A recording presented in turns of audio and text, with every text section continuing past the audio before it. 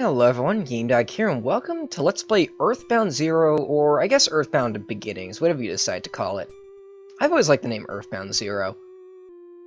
Now, for those of you who watch my channel, you might notice that I love Earthbound-likes.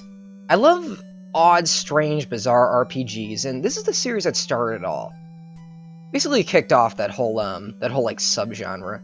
Let's see. So let's go ahead and start a new file. Now this boy's, I think his official name is Ninten. I'm gonna call him GameDog, like I always call these protagonists. Let's see. There we go. I believe your name is Anna, spelled with one N.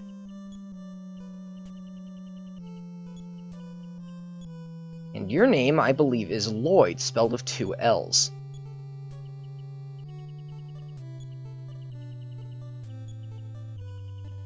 I really hope I spelled that right. And then you're Teddy. Your name is easy to remember. As phonetic as you can get. What is your favorite food? I believe the actual answer to this is steak, like the official answer. Even if it isn't, I like steak a lot anyway, so we'll go with that. There we go.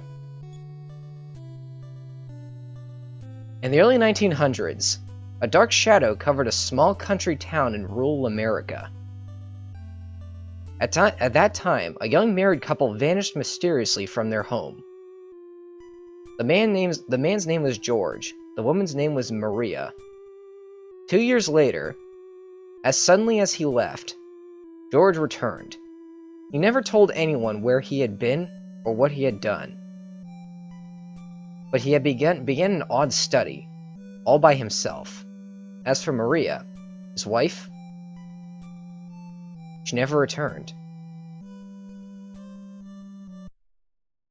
80 years have passed since then. And now we're in our home. Okay. So here's the world of Earthbound. Or Earthbound Zero. You know what I mean. Now if we open up our menu, you'll see we have a few options here. I will explain what most of these do later.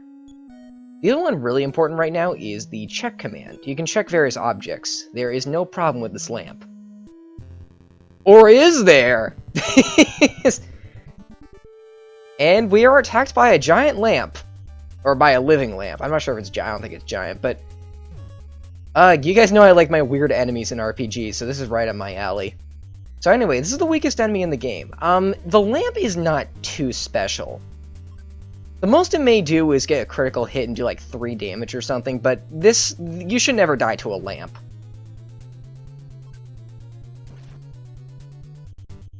There we go.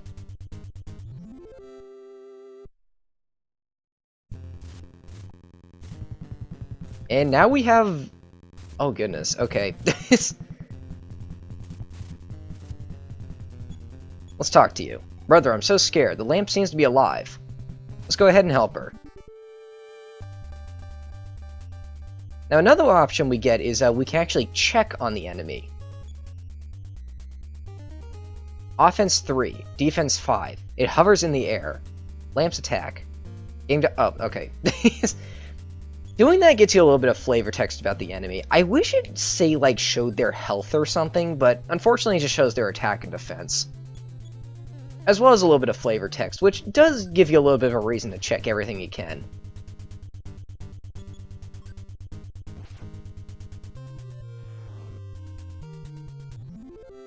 In fact, I might be doing that. I think I will, actually.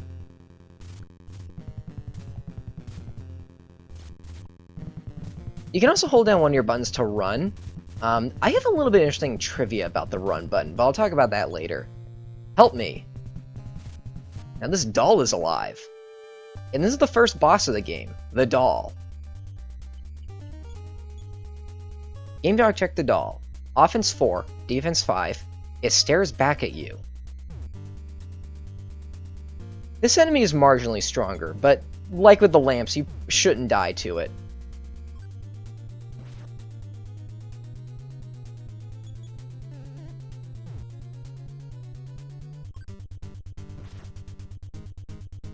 I believe it has a little bit more health, too.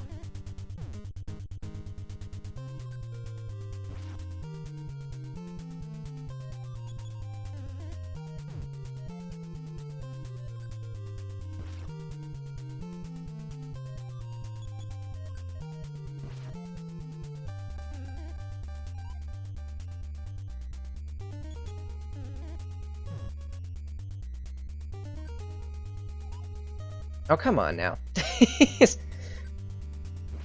You should not have a problem this early on in the game, but this game actually gets brutally difficult by the end. This is a really hard game. And we get a level up. By the way, I recommend you fight those 2 lamps and then the doll, because defeating the doll stops the phenomenon, and then you won't be able to get this level up. And it's always nice to have level ups in this game, especially those strength and health increases. Oh, 11 is a great health increase. Okay. The phenomenon has stopped, for the moment. Let's go ahead and check that doll we just defeated. We spied an old music box. As the music box was wound up, a melody began to play. Game Dog remembered the tune. Alright. Brother, here's some juice. You are thirsty, aren't you? After you defeat the doll, you can get a juice box from your 2 sisters. They're healing items. You'll probably use them pretty early, but it's nice to have them.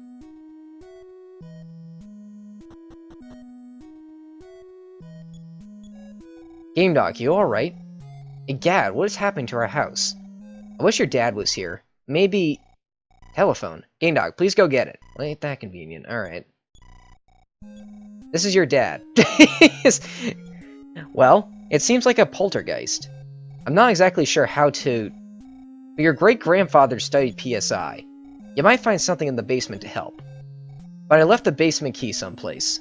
Can't remember exactly where. Anyhow, son, you are my only hope. It's time for you to go on a little adventure, and explore the potential of your powers. Powers not to be taken lightly. Game Dog, go for it. But remember to come back and check on your family. Bye. Oh, phone me and I will save your progress. Call me whenever you want.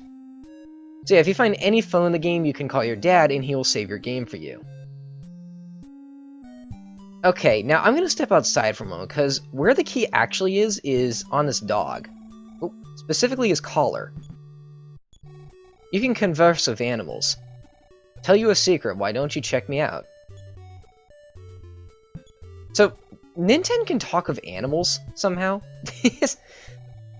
There, on the dog's collar was the basement key, so that's where it's located. By the way, be as quick with this part of the game as you can, because the outside is actually the first roadblock of the game. I said this game was very difficult, and I meant it. Oh boy. Now, before I go down to the basement, I'd like to talk to the mom real quick. Son of mine, you are braver than I thought. I can't let you go on a journey so famished. I'll cook steak. Eat your dinner and rest for the night. So if you talk to her, she'll give you a full heal. Knowing where to get free full heals is the key to doing well in this game, I swear. Okay, let's go downstairs. So about our inventory. If there's one problem I do have with this game is that the inventory is very limited. You only get 8 slots, and that's per character. And this also includes the items you currently have equipped, because this game has equipment in it as well. Now there is an item storage, or there is a means of item storage in this game, but it's not that good. Like, it's a little clunky. It's an old game, though, so I can sort of forgive it. Let's see. Let's go ahead and check these real quick. Well, there's our great-grandfather's diary. I think we should read that first. Oh, oops. The diary was hard to read, but opened up the pages. Password. The one, who lost the tail. The forgotten one, the ship that sails. That's not much to work on right now. You don't want to open these two, first. The bread, I believe... Okay, the bread is kind of a cool item. It has 2 uses. I believe, you can, it's a healing item, but you can also, I might be wrong in this, I might be confusing it with a sequel, but something you can also do is you can use it to act as sort of an escape rope.